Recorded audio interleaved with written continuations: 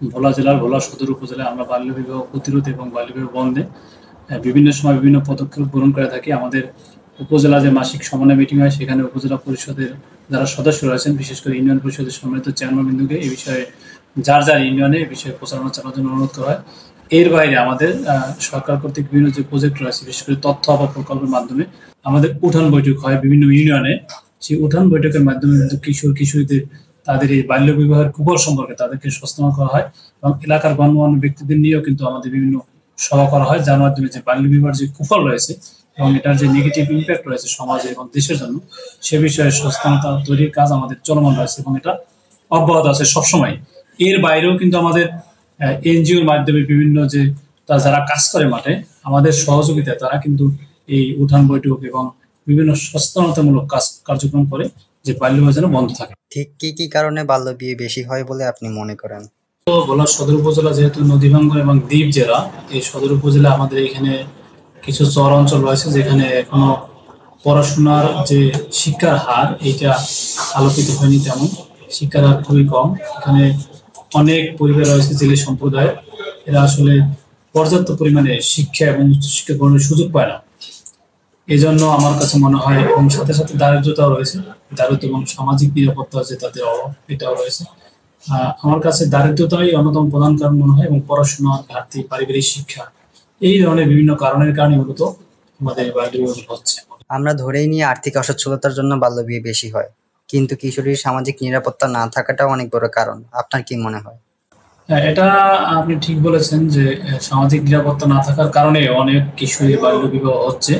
কিন্তু আমাদের অনেক এনজিও যারা বেসরকারি সংগঠন আছে, তারা কিন্তু এই বিষয়ে কাজ করছে। বিশেষ করে কিছু এনজিও রয়েছে যে যারা অ্যাডোলেসেন্ট গার্ল আছে বিফোর 13 ইয়ার্স, তাদেরকে নিয়ে তারা কাজ করছে এবং তাদেরকে স্বাবলম্বী করার জন্য, যাতে বাল্য বিবাহ না হয়, তাদের সেলাই মেশিন প্রশিক্ষণ দিয়ে সেলাই মেশিন বিতরণ করছে। সাথে সাথে তাদেরকে ছাগল পালনে উদ্বুদ্ধকরণ করছে, যাতে তারা নিজেরা স্বাবলম্বী হতে পারে এবং আপনার বাল্য বিবাহ না হয়। ভোলা জেলায় বাল্য বিয়ে হওয়ার সংখ্যা কেমন? এই পর্যন্ত কতগুলো বাল্য বিয়ে বন্ধ করেছেন?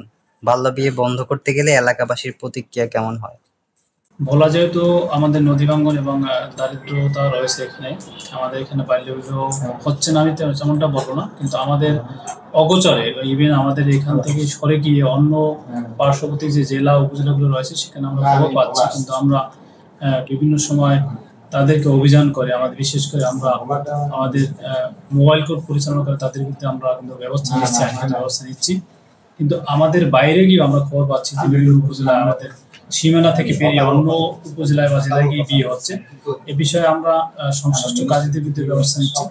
আমরা আমাদের নিয়মিত অভিযান অব্যাহত রেখেছি। আমরা আশা করি যে এই ধরনের ভবিষ্যতে ঘটনা, এবং আমরা চাই যে ভোলাকে একটি বাল্য বিবাহ মুক্ত উপজেলা ঘোষণা করতে। সেখানে আমরা সবাই একসাথে কাজ করলে আমার মনে হয় এই বাল্য বিবাহ প্রতিরোধ করতে পারবো। কিন্তু এখানে কিছু বিষয় আছে, যেহেতু আমাদের দরিদ্র পরিবার রয়েছে, তারা কিন্তু মনে করে যে মেয়ে বাল্য বিবাহ দিতে পারলে তারা বেঁচে যায়, কিন্তু আসলে এটা সঠিক নয়। এটা কিন্তু রাষ্ট্রের জন্য একটা পরবর্তীতে সমস্যা সৃষ্টি হয়। মেয়েটা ম্যালনিউট্রিশনে ভোগে এবং পারিবারিক একটা অশান্তির সৃষ্টি হয়, যার কারণে সে মেয়েটা কিন্তু অল্প বয়সী প্রাণ হারায়। তো আমরা এটা চাচ্ছি যেন তারা মূল ধারা এবং মূল স্রোতে ফিরে আসে এবং শিক্ষিত পরিবার হিসেবে তারা সমাজে মাথা উঁচু করে দাঁড়াতে পারে এবং আমাদের দেশ গঠনে তারা ভূমিকা রাখতে পারে। ইতিমধ্যে বাল্য বিয়ে হয়ে গেছে এমন কিশোরীরা যাতে পড়াশোনা চালিয়ে যেতে পারে, এই ব্যাপারে প্রশাসনের ভূমিকা কেমন হতে পারে? আদৌ এমন পদক্ষেপ নেওয়া আছে কিনা? থাকলে সেগুলো কি? অবশ্যই বাল্য বিবাহ হয়ে গেলে, যদি হয়েই যায়, তখন আমরা অবশ্যই প্রশাসনের পক্ষ থেকে তার সর্বোত্তম সহযোগিতা করার আশ্বাস দিচ্ছি। আমরা আমাদের এরকম ঘটনা আমার চোখে এখনো পড়েনি যে বাল্য বিবাহ হয়ে গেছে। তো ভবিষ্যতে যদি এরকম ঘটনা ঘটে, বাল্য বিবাহ হয়ে গেছে, তো তাকে আমরা অবশ্যই সরকারের পক্ষ থেকে সব ধরনের সহযোগিতা যা দরকার হয়, যে তাকে স্বাবলম্বী করার জন্য এবং তাকে মূল ধারায় নিয়ে আসার জন্য আমাদের যে সামাজিক নিরাপত্তামূলক কর্মসূচি রয়েছে তার আওতাভুক্ত করার জন্য আমরা আমাদের প্রচেষ্টা অব্যাহত থাকবে এবং প্রশাসন থেকে সর্বোত্তম সহায়তা করবো, সে যেন অল্পেতেই ভেঙে না যায় এবং আমাদের দেশের উন্নয়নে সে ভূমিকা রাখতে পারে, নিজের পড়াশোনা চালিয়ে যেতে পারে।